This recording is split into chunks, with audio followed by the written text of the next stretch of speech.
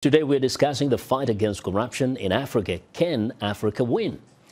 Countries in sub-Saharan Africa continue to appear at the bottom of Transparency International's Corruption Perception Index, which tracks corruption in 180 countries. This year, during the United Nations General Assembly in New York, several African leaders took the fight against corruption to the world body.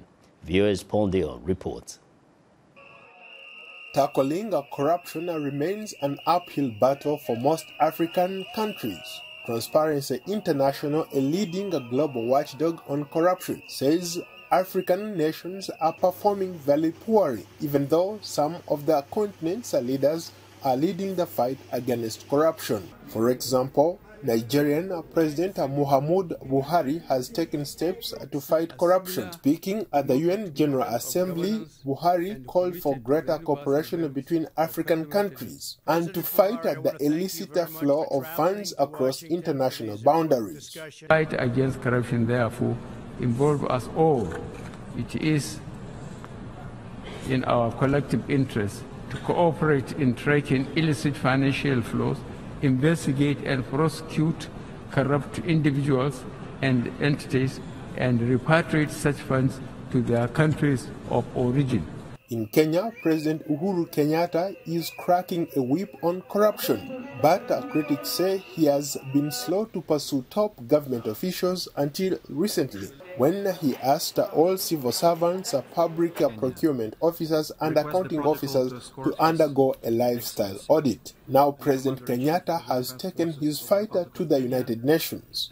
The present system of transferring and laundering illicit capital is enabling corrupt networks all over the world to illegally acquire in one country who are being welcomed with open arms as investors in another. It has become clear to citizens all over the world that what is enabling the illegal and illicit conduct of corrupt individuals and companies is globalized financial and legal systems. Angolan president has taken on corruption more directly than any of the country's previous administrations, most notably with the arrest of José Filomeno, the son of former President José Eduardo dos Santos, over illegal transfer of $500 million from state funds to a holding account in Britain. José Filomeno is being detained on allegations of money laundering, embezzlement, and fraud. High-level corruption scandals have also tainted the administration of Edgar Lungu of Zambia. The president fired a senior government official after the British government suspended aid payments to the country amid allegations of corruptions of up to $4.7 million in aid payments that may have been embezzled. Finland, Sweden and Ireland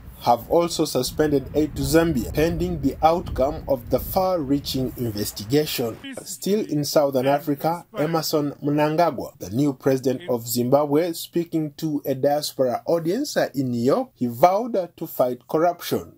Corruption. Pasi nayo. We will fight corruption.